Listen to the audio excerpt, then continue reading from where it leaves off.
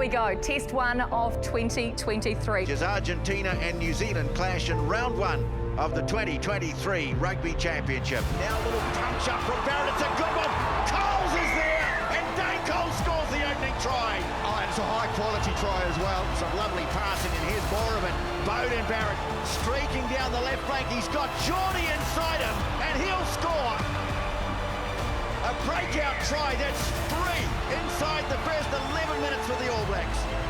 Pops it into space, Rico Ioane. 34th test try for Rico Ioane. A wrap around again involving McKenzie, accelerating into space, clears it away. Barrett, Bowden Barrett's in. Super slick, right again. McKenzie sends it wide, Narawa! He's in! First try. This time playing in Mendoza, for everyone in our team, it was going to be a pretty hostile crowd, but I'm really proud of that result. Tēnā koutou katoa, good evening. Welcome into the breakdown where the All Blacks have got off to the perfect start to the international season and put the rugby world on notice, as do the Box B team. That's what some are calling them anyway. So who starts in the big test between the All Blacks and Springboks next week? We discuss it, plus Eddie Jones, well, he's at it again. He's up to his old tricks already. We talk Black Ferns. We've got Tana Umaga joining us live on the show for a very special announcement, plus so much more. Joining us on the panel, Jeff Wilson, and for the last time this year, potentially, Angus Tarval and Carlton Ana. Yeah. Have you had any sleep today, Gus? Have you had a nap? No, we were in early this morning for that RG All Blacks game. Went home, my 2 beautiful kids, so daddy time. Daddy daycare? Staying in it. Yeah. But that's your last shift. That's why we made you do the double today, just to make sure that you're working hard. But let's talk about the test this morning. The All Blacks, after one performance, are they now Rugby World Cup favourites, KT? Oh, I wouldn't say Rugby World Cup favourites. I will say it was a great performance and it's a good marker, a good starter marker. I think it's made everyone happy, let's be honest. Well, but I think, for me, it was the steel that they showed throughout the whole 80 minutes, and especially their physicality on both sides of the ball. I think a lot of people weren't expecting that type of start in the first 40 minutes, I think. You know, for players like Josh Lord, who's come back from not much rugby, we've still got guys like Bodie Retallick, Sam Whitelock, other players that are still injured to potentially come back. So to start like that with 40 points against RG, first test, tick some box, move on. To answer your question, no. No, to answer your question, no. It doesn't make us favourites to win the Rugby World Cup. Come on. We beat Argentina regularly. The fact that they've beaten us in recent times over the last few years, I understand how people could get carried away by this performance. But ultimately, for 40 minutes, once again, we were great. Fantastic, took them out of the game. We didn't win the second half. We lost the second half. So there were some question marks over some things around this performance, but ultimately it showed once again how dangerous we can be. Can we just celebrate this one? Yeah. Oh, yeah. 4 more tests, eh? After what we've been through over the last 3 years, can the All Stadium? Blacks celebrate this performance? I mean, it was a good performance. If you break down certain areas, right? I mean, look at their forward pack. Has that been a massive winner and improver since last year, Angus? Oh, like, there's some injuries around with Moody gone, but Ethan de Groot over the last 12 months, Tyrell Lomax after the last 12 months, Samasoni Taukei'aho, who didn't even play over the last 12 months. But he got Colsey. I think he was almost... He won't save that try, wasn't he, with a little bit of a push? He's still got the wheels. What's with the blade hands? No, it's Terminator. You know? But I think there's a lot of people that had opportunities. We spoke about it last week. Some guys were going to get opportunities, and I think they took those opportunities. Shannon Frizzell, I mean, he was a monster. Scooter Barrett, I mean, he was outstanding once again. But Ardie Savea, how good was he, Jeffrey? Yeah, he went well, no doubt about it. But I look at the impact we had off the bench once again, and we'll talk about that a little bit later. But our focus has to be narrow right now, right? We have to go to work. We're not celebrating this performance. They won't be either. They're preparing now for what will be, I believe, a rugby championship defining game at Go Media Stadium. Is that what it is now? Mount Stadium, right? Next Saturday, that's what it is, because the Springboks were so good against the Wallabies, and most of their team was here. They didn't even play their strongest side. So ultimately now, our focus has to shift very quickly. The fact that this is like last year in Johannesburg, the second test match against the Springboks. Freedom Cup's going to be up for grabs. This will decide the winner of the Rugby Championship. Whoever wins next weekend has got real momentum. Then you can start talking to me about favouritism for a Rugby World Cup. I mean, we can talk positively in terms of the takeaways from this massive test match, KT. They were put under the blowtorch in terms of the hostile environment, the travel schedule that they had to deal with. Damien McKenzie at 10 is the person that everyone is talking about after that test match. What did you think of him? Yeah, the first 10 seconds probably, oh, here we go with the non-clearing kick. But not his fault. I know. But I thought he was great. He was fantastic. Once he sort of settled in, remember, he hasn't been at 10 for a little while. It's only his third test starting in that 10 jersey. Once he acclimatised, once the All Blacks 4-pack in particular gained momentum physically, that's when this guy could really introduce himself into the game. And we know he started feeling good with his kicking and general play. Maybe off the tee started a bit wobbly, but I was pretty happy with his performance, Gus. I think building into that game was a product of the people around him. So a bit of a jittery start, but he had Nuggie inside him and Geordie Barrett, who, man of the match performance, really helped set him up and build into that game. And, you know, once he was happy, he was in there smiling, started kicking some goals, putting people in holes. You know, that's the D-Mac we all love to see. Ian Foster had one word to say about after the game. He said he was good, right, with a smile on his face. So he was clearly satisfied that the impact he had. The one thing I think the All Blacks got right for the dominant 40 minutes is they got their balance right in the way that they wanted to play. Their ability to exit their territory. They learnt some lessons at the start of the first half and the start of the second half. Once again, a little bit jittery from time to time, but ultimately they'll look at Damian McKenzie and go, this is a massive pass mark. Yeah. They put him under the pressure. They give him a new combination around him that he hasn't played with before, and he delivered on the key attributes of a first five. So now they can move forward from that. I'm still not convinced. After I looked and watched the game again, I'm not convinced. I don't know whether he'll start this weekend. I honestly don't know whether he'll start in this game against the Springboks. I mean, easy enough to do it against the Pumas, but you've got to do it against one of the world's best teams, right? That's the next step for Damian McKenzie. Yeah, and I think they knew that coming into this. You know, you had to give him the start and give him this confidence. And I thought, you saw that last try when he introduced himself and put himself through that line and passed it. That's exactly what you want. And he's very different. We've got three different legitimate options in that 10 jersey, whether it be Richie, whether it be D-Mac, or whether it be Beauden Barrett. They're very different attributes. And I think against, I wouldn't say lucid team, but when you're able to get momentum like that, that's when a D-Mac will come in. But I think Richie's still a number 110. What about Shannon Frizzell? You mentioned him at blindside. We know we've been looking for a six for quite a long time now. Has he cemented that spot? Has he grabbed that jersey and saying, I'm not giving that to anyone, it's mine now, Angus? I mean, I think there's going to be some long, hard debates in that coaching room about who's going to have the six jersey against South Africans, because we know we need to be physical there. But for a guy like Shannon, he's done everything he can. He's put his hand up, he's nailed lineouts, he's carried strong, he's defended well. And you know, maybe he could switch to the 8, Goldie. But for him, he can walk away from this test and be like, look, I've done everything I can, I'll put my hand up, I'll leave it to the coaches. It's his complete game in regards to the options he gives you for the All Blacks. And the one thing is he's a great line-out target. There's no doubt he carries the ball hard and his defence is strong. And he's got a big engine. We've seen that time and time again. He just hasn't had consistent tests in the All Black jersey, and they've rotated him in or out. The big question mark is not around him. It's about what we do at lock, because that really determines what they do at 6. Exactly. And here you go, I'm going to throw this one at you.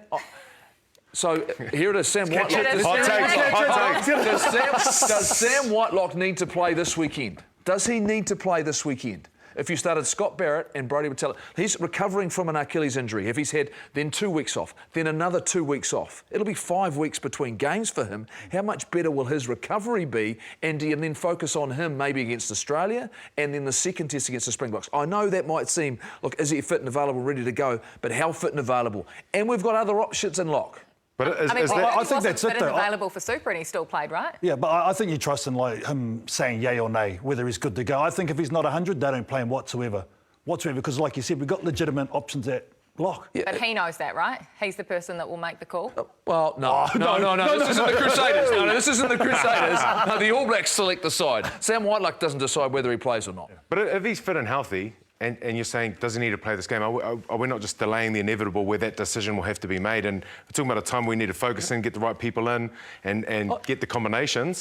Yeah, I'm just throwing it out there. The fact, is that an option for us? If he's not 100%, do we need to play him in this test match when we've got Brodie Retallick? Scott Barrett's a machine. He's an absolute machine. Like, he's going to take the mantle of Sam Whitelock in the future. He's going to be that guy. Josh Lord, Tupovai, we've got options. Yeah. I'm just saying. And the All Black coaches have stated they want to win 5 test matches in a row and then another step. So is that Scooter Barrett in that second row, or is it Sam Whitelock? So the big question then, what do they do next week? Do they put their very best team out there, or do they try some of these same guys that we may not know much about at the international level against the world champions? What do you do? Nah, I think you've got to go for your A team.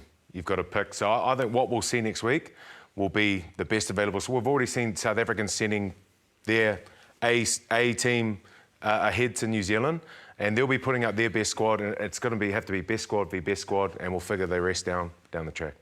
got to go for your ones. You got to put your ones in there, 100%. The way what they're talking about and all that, you got to go with your ones. I want guys who are 100% fit, Kirsty. Yep. Are 100% fit. So Mark Talia, if he's not 100% right, and he's not feeling, I don't want him out there. Moana Pasifika did a really good job. Will Jordan, if he's not feeling 100% confident, those are the guys I want out there. I don't want anyone who's second-guessing, doubting their physical abilities, mental state, nothing whatsoever. We're thinking about who the guys are best prepared and ready to go against the Springboks. So who are the guys that played in that 23 that won't be playing next week, or who are the ones that will be? I think Caleb went all right. He's locked in his spot for next week? I think he's made massive strides after today. I think he carried well. He was quite busy. He was one of the guys, leading into the game, we were thinking, it's going to have to be a big game for him. I think he stood up and he's very different from him. If Jordan's fit and Narawa's there and Bowden Barrett's playing at fullback, who have you got on the wing?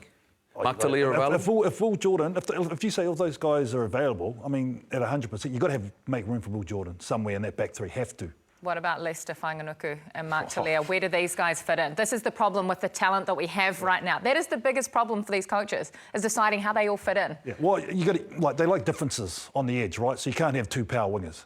You got to have someone who can work like a Will Jordan or a Moana Pasifika, and you've got to have a Caleb Clark or a Lester. I see Narawa as a power winger. Yeah. He's explosive. He can get through contact. He's big. I think you can put him. He can play that role for you. Let's not forget about the slipperiest man in Super Rugby, Mark Talia, though. You mention him, and I'm putting that in the little soup basket right there. Let's just chuck all the names in. I don't think he's going to be 100 though. I don't think. No. They don't risk him. So I don't think he's not in this week coming up. So Moana Pasifika was the only debutant in this conversation. Will they throw any other newbies out there next week, maybe off the bench and test them in the Inferno? We're thinking maybe Tamaiti Williams or Cam Roigard. Do you think we'll see opportunities for these players? The one thing you'll need, and you attest to this, you're playing the Springboks, what's the one area of your game you have to be really secure?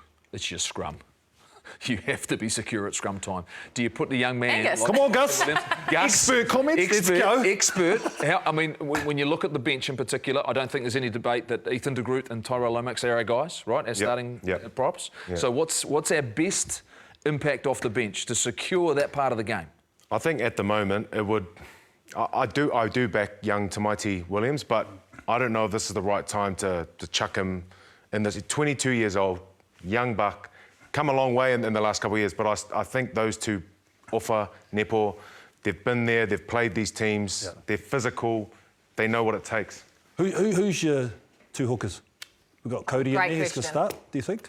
Yeah, I have to back my mate, Samasoni. I mean, Colsey did wonderfully. I thought Cody Taylor, towards the end of that season, really sort of took that mantle back.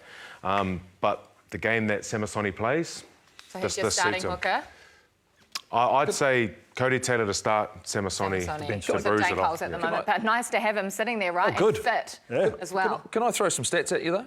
So, over the last 14 Test matches, which is last year and the one we've just played, 6 of those we've lost in the last 20 minutes and 2 of those we've drawn. So more than 50% of our games in the last 20 minutes we've lost on the scoreboard. Yep. That's a concern. Yeah. When you think about tight games, close contests, that worries me. The fact that we haven't been dominant. An area of the game when we had our great runs is the fact that we could go up a gear. I think we have to ask some questions about maybe what it is, the impact we're getting from the bench, and is that where we maybe look at some change? Is this the time to go, you know what, Cam Roigard, I'm going to inject you, and we've done it before. We've put the likes of a Lima Sopawanga or a Josh Ioane in the biggest stage against the biggest teams and gone, you know what, go out and prove yourself. They did against the Springboks and it's worked. I'm just throwing it out there as that I am concerned about that. Even today, second half, it was 12-10 second half. Yeah, I was about to say that if there's anything that the All Black selectors will be thinking about is the impact off the bench. Like you said, we lost that second half in terms of scoring, right? So that's something definitely that is going to be probably one of the major work-ons coming out of this performance today from the ABs. Who will sit on the bench then? Who will have the biggest impact? You mentioned Samasoni Taukei'aho. We know he's a player with a serious impact that can come on in the last 20 minutes. Who else? What are the players that we're talking about here? Well, it depends on this balance of who's going to be in the starting team, because does that mean a Scott Barrett drops to that bench and you bring him onto a locking or a 6 role? You know, Josh Lord shows what he can do if you bring that young energy on physically. I mean, it's tough. I don't think you cannot afford not to start Scott Barrett myself. But hold on, but ahead of Shannon Frizzell? And is he the same But is Shannon better off the threat? bench with his impact and his hits and his runs a bit wider? You know what I mean? Yeah, I get all that. You know, I'm just looking at it, and the Sam Whitelock thing is the big equation here. And I go back to when push come to shove, when we needed a result last year in Johannesburg, these guys went out and they fronted. And so you might go down that path and you're going, we introduced a couple of young props who did a great job for the All Blacks, but in the end it was the tried and true in the middle row. Yeah. It was the experience of Sevilla and Kane, that physicality that they brought. I look at that group and go, you know what, Richie Moanga was at 10. You know, they delivered when the game and the Freedom Cup was on the line. So I wouldn't be surprised if they went down that. But to me, that all comes down to exactly the condition of Sam Whitelock.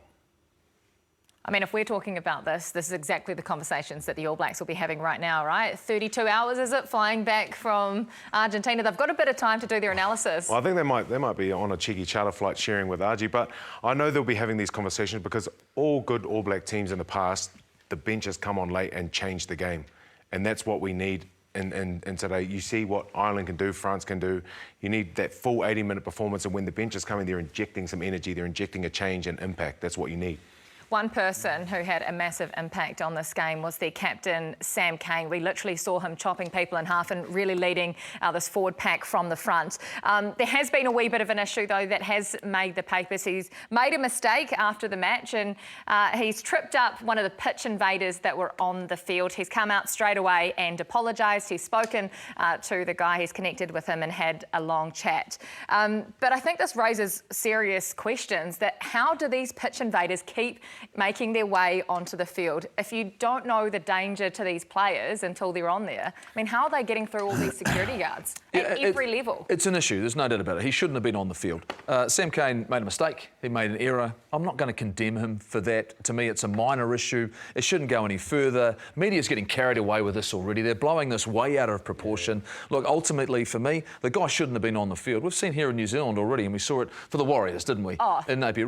Completely ruined the game. And to your point, you're not to know the behaviour of a player, or, I'm sorry, not a player, a fan, or someone comes on the field that you don't know. You're not to know what he's going to do. So the players themselves could feel at risk. Now, look, Sam Cane, I think, would have handled it differently. I would have liked him to make one more tackle in the game, after the game, make a decent, clean tackle, because that's what the security guard was trying to do. Yeah. Not very well, mind you, really. Sort of, not really. Yeah. But I think, I look at this and, look, I'm not going to defend Sam Cane. He's apologised for it. He made a mistake. But this is not a big deal. This is nothing. And I think the mainstream media are going to try and they're beating this up already. Yeah. Move on. Yeah, non-issue for me. No, he's apologised. Yeah, I'm actually quite intrigued how the supporter got over the moat, because there was a moat around the field. So he's either Spider-Man, yeah. Spider-Man? I don't know. Website. Holy smokes, you know, the stadiums over there, they're quite well protected. So they've usually got the big fences up that don't allow you to get on the field. Yeah, what was it, 42,499 were great. Yeah. One guy ruins it for everybody else, right? Let's move on. Forget about him. Don't give him his moment in the sun. There you go. Well, time now for our Musashi power play of the week. This time around, it was the try from Jordie Barrett. Jeff, one of the best attacking plays you have ever seen. Just hold it here. Not that I've ever seen. What it is the fact that all of a sudden we're playing what's in front of us. We're reading a situation, and we've read it and created a 4-on-3 down the short side. We've just paused it there because it creates a 3-on-2 on the outside. Sam Cane's out on the inside. This is not a structured play. This is not worried about outside and inside defence. And then it's as simple as drawing and passes. As we roll it on, we're picking off defenders. One we pick up there, Jordie Barrett times this pass perfectly. They stay in support. Bodie Barrett inside to Jordie. We had numbers on the inside to Burn Damien McKenzie, Caleb Clark. This is a great sign as in terms of a power play and playing to our strengths and having the confidence to say we can create a simple overlap down a short side. This is the sort of thing we should be excited about, because the Springboks are very similar to Argentina. They don't have a great secondary defence, the second line, the cover defence. Their front line is outstanding, but if you breach, stay in support, we can get more of this. It's the heads-up play for me, Gus, KT, that gives me great confidence when we're reading a situation. It's good to watch, isn't it? Yeah, it's not Musashi power play. Yeah, the power play. But you're like the South African wingers like to jam as well. So it starts with the work rate to get back into position, and it starts with scanning and looking up, and then it's the communication. So you've obviously got Geordie and Bodie Barrett. They've got back into position, looked up, talked to Caleb. Sam's, you know, he's an inside man. They've played second ball, and they've executed a perfect play down the strip. That'll be in the review, and they'll be happy with that. I love the overcall, like you spoke about. That's an overcall. That's a heads up. Geordie or Bodie's called that because they're all the wider channels. Boom, boom, and Nuggies listen to them. Well, I'll tell you what, the Eddie Jones era didn't get off to the flying start that he was after with the Wallabies. In fact, it was 43-12 against, well, it wasn't the strongest side for the Springboks. They've already sent players to New Zealand, of course. So he said this during the week. He's hoping for their best team. He didn't want to take down a half-baked Springbok side. That's Eddie Jones. Well, those comments didn't age well in the post-match press conference from Pretoria today. Eddie, you expressed your disappointment during the week that you weren't playing the first choice Springbok side. Well, I Changed just, a bit of relief now? no.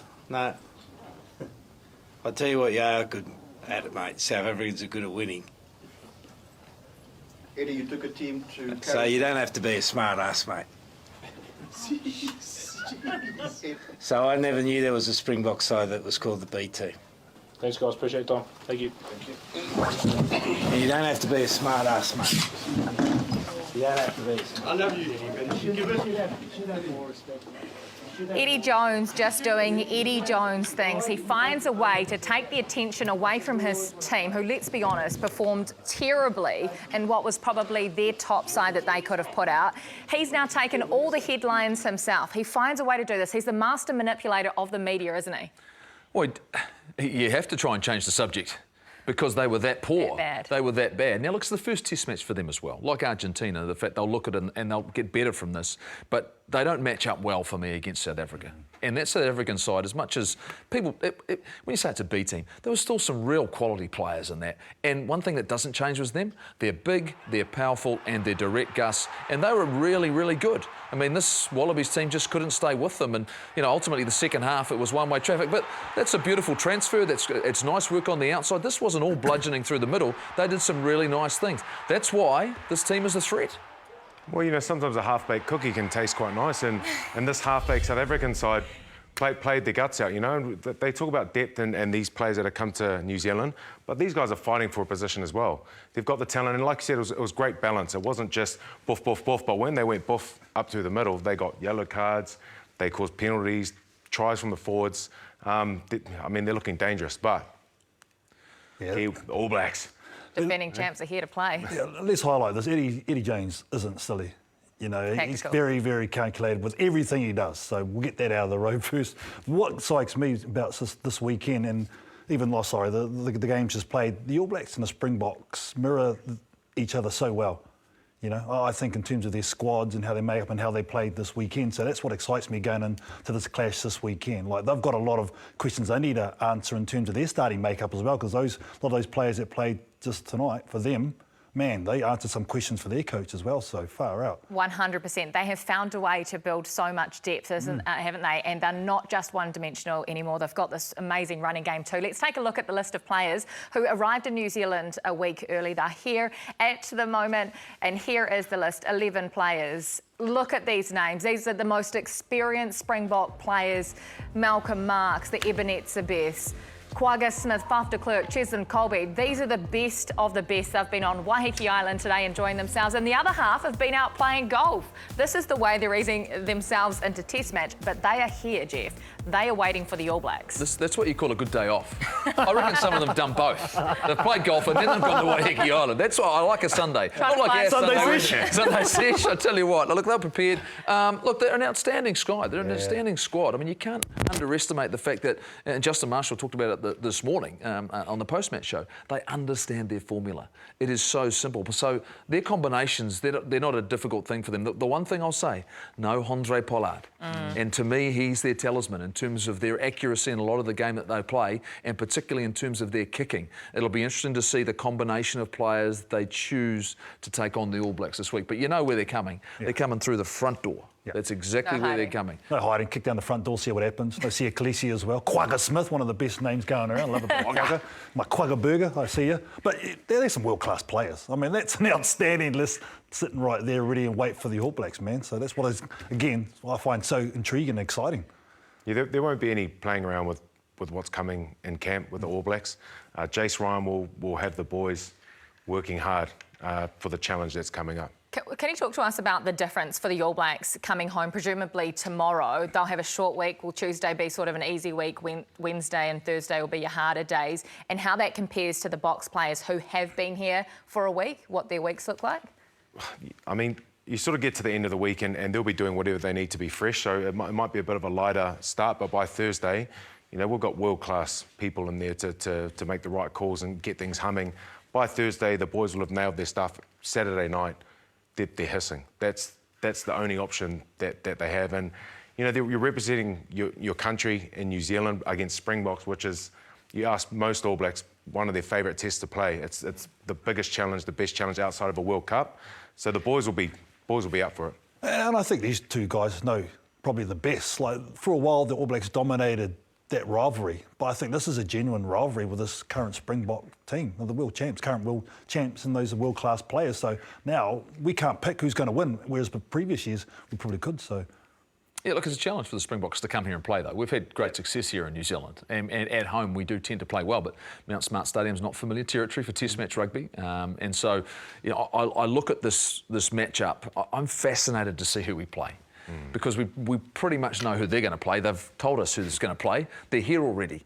But they also haven't had the ability for that combination to get together yet and train. They've been here, the other team's been at home.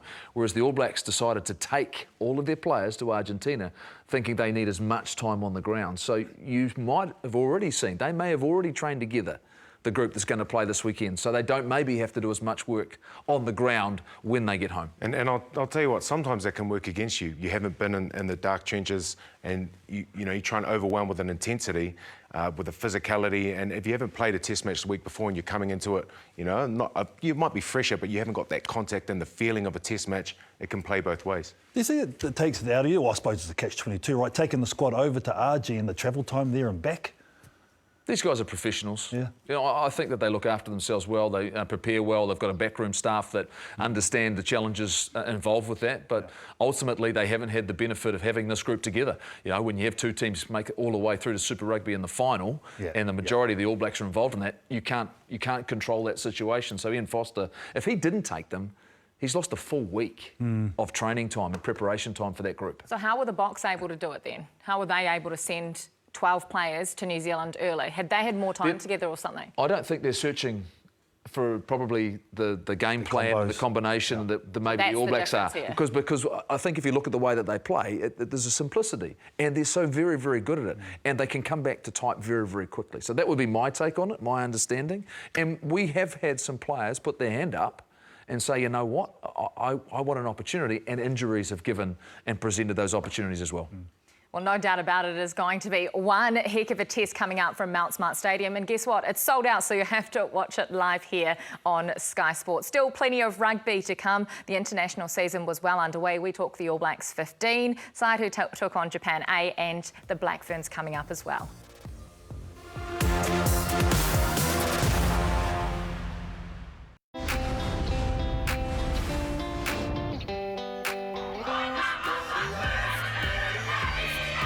First they competitive, great step, the dancing feet of Valpola, and dancing through the hole, Ruahe Demant.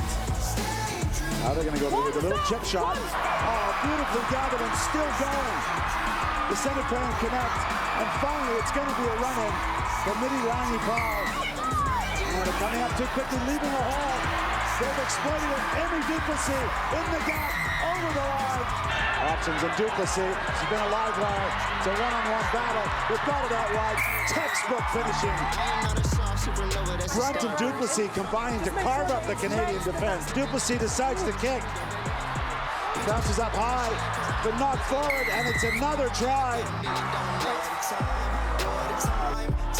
Oh, what a pass and what a finish.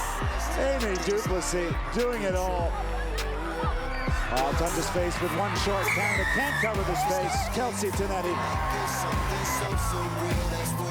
The Black Ferns at their brilliant best. That was a test match that had it all. Dazzling attacking football. Sylvia Brunt just steamrolling people as she does. A great captain's knock from Roahei Demant and a debut to remember as well. Here is our team, Ricky Swannell, Charmaine McMenamin and Honey Hiremi-Smiler. Yeah, thanks, Kirst. A very impressive performance from the Black Ferns, 52-21. I've got Charmaine McMenamin, Honey Hiremi-Smiler here. Although I say impressive, 52-21 feels a little bit flattering. Canada were probably better than that. But Charmaine, what did you like about that Black Ferns performance? I really liked how they keep the ball alive. You know, that was really awesome. I love their support play, getting second touches, and then they really started to get that running game going, especially in the second half. You found that they cleaned up their rucks, and then our halfbacks could have a dab, which made the game flow a lot easier. Yeah, I definitely found that they took the game to another level compared to the Australian game. There's a little bit of rust there, but you can see that the brand of football that they want to play, that real expansive and free play, but they were patient in parts as well. Canada were a lot more of a competitive opposition, but look, I thought it was exciting. You're seeing this new, I think, flurry of Black Ferns and what they can produce. Canada were much more physical than Australia. We expected that. It was 21-14 at halftime. It got to 28-21. How, Honey, were they able to accelerate away and really play that expansive, free-flowing game that we've now come to know and love with the Black Ferns? Yeah, look, I think they did start to fall away a little bit, and whether that was down to the heat or whatever, but they did start to then play a lot more direct and play a lot more flat at the line, and that seemed to work, and they were able to breach the Canadian defence, get in behind, and then again they opened it up. For me, it was just the high tempo too. You know, they're able to shift the ball so well. Their ball skills are just exceptional, and Canada just really couldn't keep up with them. What I really loved was that they came with solutions in the second half, and there was actually a lot of space, and they started to execute and get the ball to those spaces through their slick skill set, and then maybe the kick, might be the pass, you know, and it's just, you just don't know what they're going to do. Player of the match was Amy du Plessis playing in at centre, but it was really the axis of Demant at 10, Sylvia Brunt again brilliant at 12, but Amy du Plessis really starting to come into her own at centre, Honey.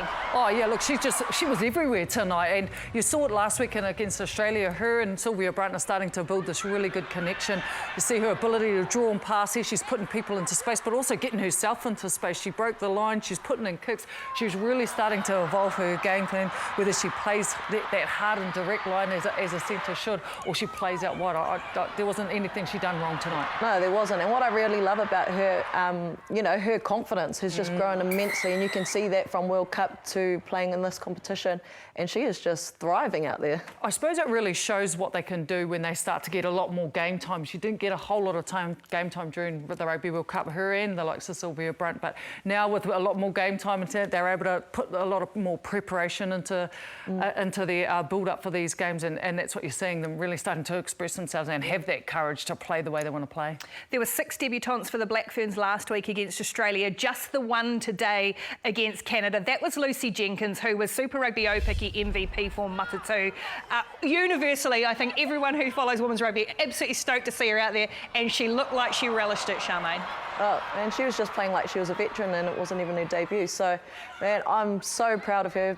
It's an awesome time for her and her whānau, her debuting today. And man, she just put the work in, like she's loose forward, you know, just doing loose forward things. So, and her work rate when, you know, is second to none. Oh, super hard edge player, isn't she? She's determined in everything that she does. She would have been hungry to get out there. And as you mentioned, massive moment for her when you debut, and all her family would have been watching at home. I don't know if some of them flew over, but so cool to see Lucy get out there. Finally. She got the jersey. Finally. So 2 50-point wins for the Black Ferns so far in the Pacific Force Series. That means they are all done and qualified for WXV, which is being held here in New Zealand later in the year. So they play USA on Saturday, 7:30 a.m. USA have been trounced in both of their games. They lost to Australia. So what should we expect from the Black Ferns playing USA next weekend, Sham? Oh, I'm hoping that they can put out the other debutants, you know, get some experience under their belt. You know, that's what this competition is all about for the Black Ferns. So I hope that they can put them on the field, give them the experience, so at World 15 they'll be class. Yeah, look, I don't think we can, I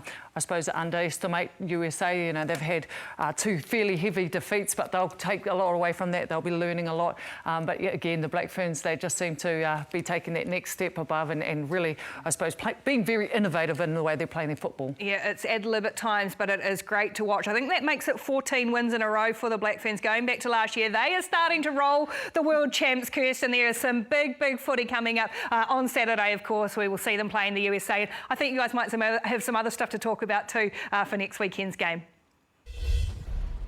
Thanks very much, Ricky, and absolutely brilliant work, you three. This new breed is literally starting off where they finished last year as world champions, and I think one thing that stands out, the professionalism is paying off. Time together, test matches. Well, I've got to shout out to Sophie De Goody first, because how good is it to see... You're going straight to Canada. But I just want to shout out how good is it to see a forward kicking goals. I'm showing love to, and she was her best player. But yeah, I mean, to see their growth and then to back up a good win against Australia and finish that strongly, I want to shout out to that back five and that forward pack. From Maya Cruz to the Bremner girls, Liana Makalitu'u and Kennedy Simon, the skipper, and Lucy Jenkins making her debut. They're absolutely beast. I think at one point they ended up scoring, but Liana Makalitu'u made about 5 tackles in a row, got up off her feet. Kennedy smashing absolutely everything. I'm impressed with how far they've come. They're talking about an attacking D, but it's good to see them thriving. Yeah, Sophie De Goody, just to touch on your point, she's a crossover athlete. She's a good lady. Like she's one of the best in the world. So yeah. It's no surprise that she's multi-skilled. But I think for me, it's the environment, and I've added to what the professor laid the foundations last season, and Alan Bunting has come in and added to that, and he's been amongst women's rugby for a very, very long time, and I think these ladies are very comfortable of where they're at, and he allows I think players to drive a lot, so I think that's been a big part of it, and he's lost a lot of players, remember, from that World Cup squad. Well, Jeff will want to drop the Adi Savia equivalent, right? So No. All I'm going to say here is this is going to be the best Black Ferns team we've ever had.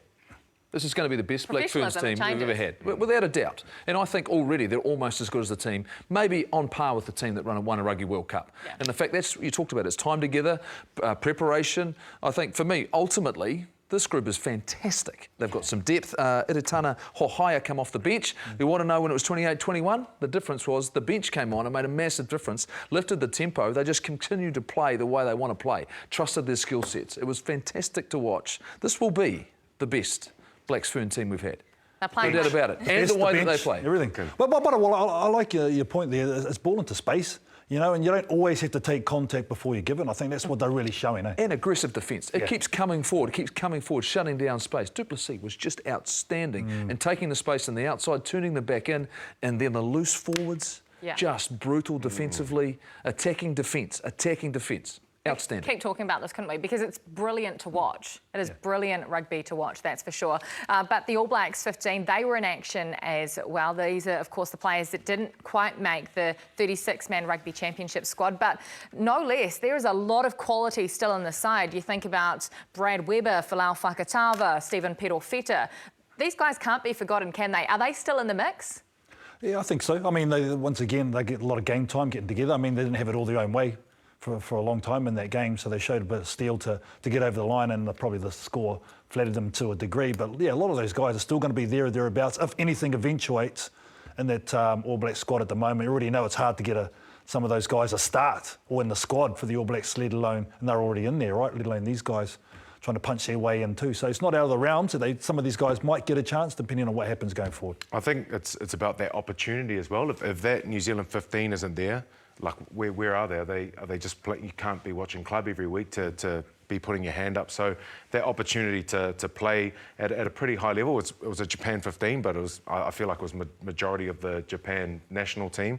And to play in conditions like that, I think it was about 30 degrees. You've come from 6 degrees and maybe 1 degree in Hamilton overnight. It's a different beast. So the boys did well and put their hands up, I think. Halfback we are blessed. We are so blessed at halfback in this country. Look, if we lost a halfback tomorrow, any of our starters or anyone in the All Black squad right now, you've got two guys in Brad Weber and Folau Fakatava who you could have a conversation about, particularly Brad Weber. I mean, if we were to lose Aaron Smith for any reason, I'd feel really comfortable him starting a halfback for the All Blacks. In fact, I'd probably feel the most comfortable, and he was really, really good once again. Great leadership. He's the captain of that team. I couldn't be more impressed. But the other guy for me, Stephen Perofeta. Yeah. For a guy who I think hasn't played enough rugby because he was sitting on the fringes of the All Blacks and watched. the Blues are in a great space next year with this young man running the show at first five for them, because he looked really, really sharp. We shouldn't underestimate the talent that he has. I saw it all there, so I loved what I saw from this team. If I'm Japan right now, I'm a little bit concerned. I'm a little bit concerned. Before Rugby World Cup, they'll get better, they'll improve, but they'll have some question marks, because that's ultimately our third side. Yeah.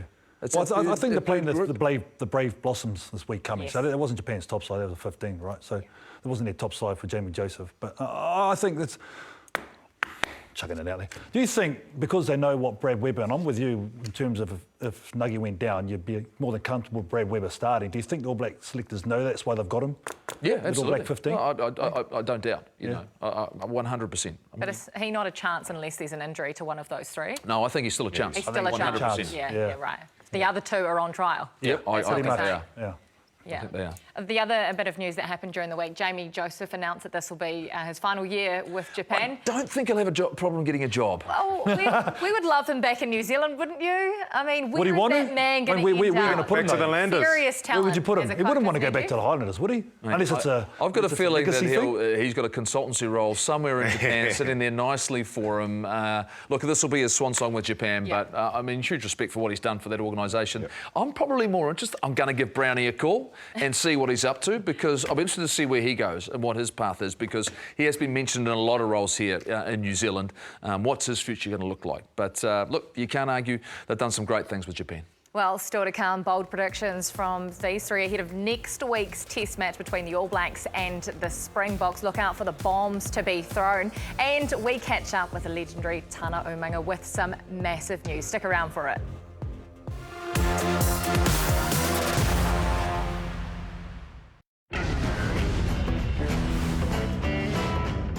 Alhambra Union celebrated its 150-year anniversary at its famous North Ground, with some of Otago's finest in attendance. Seems like an age ago, but wonderful club, great memories. The team going down 21-47 to Dunedin. Levin Wanderers chairperson Nina Hori Te Pā pulled together a side to face Foxton from everywhere and anywhere. We had a few of our older members attending, sharing the glory days, the shoulda, coulda, woulda been. Commemorating 125 years of the club, young and old turned up to Levin Domain to celebrate the community game at its finest. Fraser Tech's centenary was a great occasion. Jordan Bunce, son of Frank, got it down for the try, which sealed a great win over Melville. Haere notched up 140 years in winning fashion over Green Island. Matt Whanga with this incredible individual effort. Swan dives over Swan Dries down in the deep south. White Star turned 125 in style. Sir Buck Shelford in attendance as they secured a narrow win over Marist. And celebrations went long into the night. Club legends Bernard Menzies and Trevor and Bill Craddock cut the cake. North Shore's 150th was commemorated with a special jersey celebrating their All Blacks and Centurion alumni.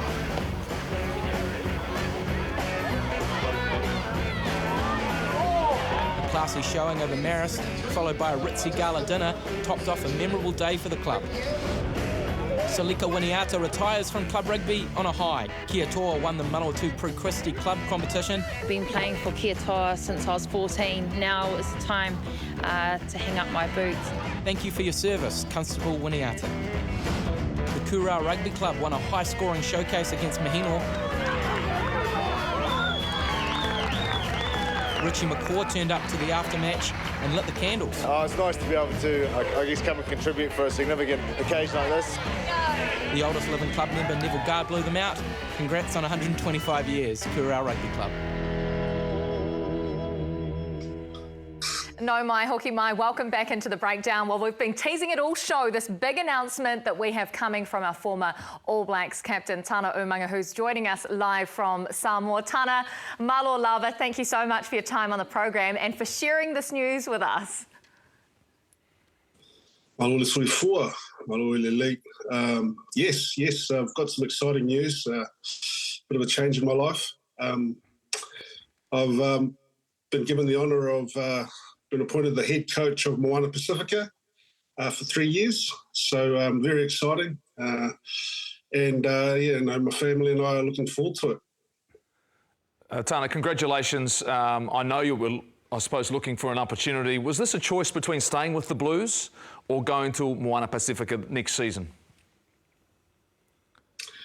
Yes, I was, again, fortunate to be able to have a choice there, staying with the Blues. And obviously I've been pretty comfortable in my roles with the Blues and been lucky enough to be asked to stay on. Yet I think the challenge of Moana Pasifika, I think what the team means to the Pacific people, and it's an exciting challenge. And obviously getting to become a head coach again in itself was exciting. Maloti, congratulations, Seke, on the appointment.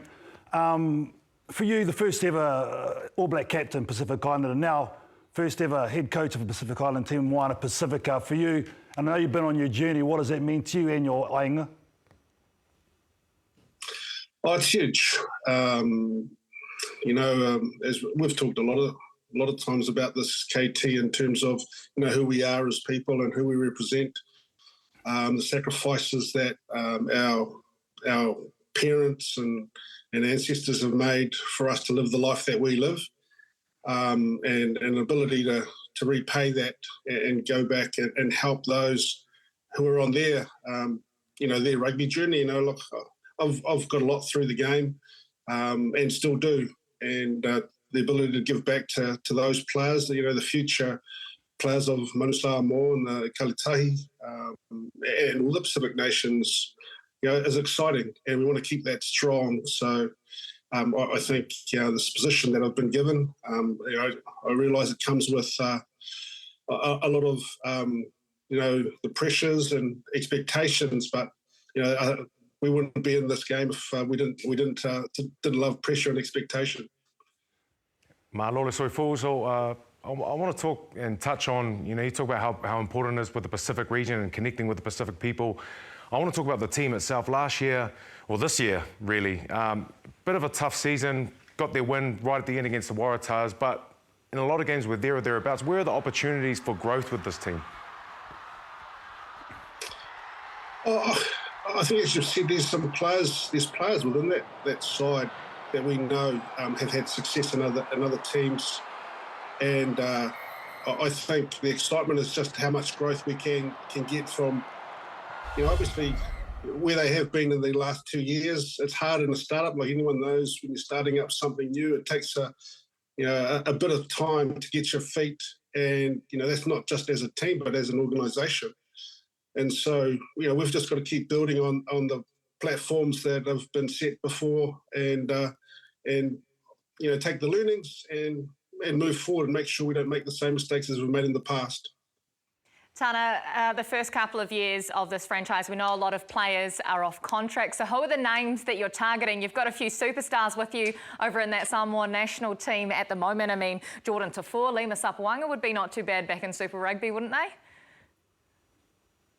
Yeah, it's funny. I don't know if these guys are kidding or not. I've had a lot of guys saying, yep, give me this in a couple of years, and and I don't know whether they're, like I said, joking with me, or whether I should take that conversation a bit further. But have obviously been here with the Manu as well to make sure that we start keeping focus. But don't worry, I'm keeping tabs on everyone that's coming to me, and I'll be chasing it up.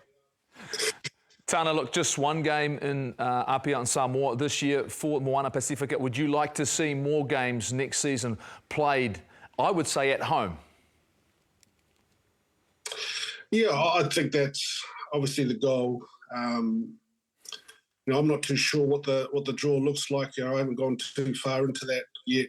We've got to make sure that we're representing the people that we represent, and they see us, and not just on TV, but out on the streets and, in their communities. I think that's a big thing, because, we need people behind us. And when we feel that, the players will lift, as I've seen here in Samoa. We've just come back from Savaii, and the communities, they love their rugby, they love their people, but they love their people, and they really want to see people do well. There's such a giving community, and it's just great to see. But it makes your heart well, deeply for them, and it just makes you want to make sure that we don't do anything wrong for them, if that makes sense. You know, it just kind of, it hits different over here, you know, when you're here amongst it. So I think every player that's within Moana has to feel that, whether it's in Samoa, whether it's in Tonga, or wherever else we may go in the Pacific, and, you know, even in Auckland, you know. I know, T, you're in Samoa, you're with the national team at the moment, the Manu, so we know you've got to go, but you talk about just having a feed, you got your umu and whatnot all ready to smoke there. So just before you leave, I want you to give a shout out because the dreads are looking top, my mate. The dreads are looking real sharp. Yeah, shout out to Hopper. There's the only person that's ever touched my dreads since '96. He even came over to Europe for me one time. So, you know, got him on a plane. He doesn't fly. So, Tony, his own hairdresser. His own hairdresser. Holy smokes. Tana, oh, you were the same dude. Congratulations, Tana. Thank you so much for coming on and sharing that really special news with us. And we can't wait to see what you do over the next few years. So, Lover, thanks for having me on board. Shot coach. Oh, wonderful news about Tana Umaga signing a 3-year deal as the head coach of Moana Pasifika. Now we wait and see what players he can get involved in this team and the rest of his coaching group as well. There is other news to break on the breakdown. You wouldn't read about it, but our broadcaster right here on Sky Sport, Taylor Johnson, has had her first baby with her husband, Matt. So big congratulations. Now they've got Big Matt and little Maddie as well. That is from your breakdown and your Sky Sport whānau. Congratulations to Taylor. Right, we're just about done and dusted. You guys have come in hot, Spider-Man, and just giving it everything in your final show. So have you got one more take for us? Box or All Blacks, and Wallabies or Pumas? Come on, Skip. Skip. Oh, the All Blacks. No. The ABs, look, there's Warriors fans in that room. They're at the Mount Smart Stadium. They're going to feed off that Warriors mana. All Blacks get up, and they'll go from good to great. Pumas beat Wallabies? Wallabies mount back. Carter Gordon starting 10. There we go. I think the Pumas win. And I think because what Jeff said at home, I think we're our home advantage. We've won 39 times here against Springboks versus 11. I think the All Blacks get up just. It'll take everything we've got to beat them.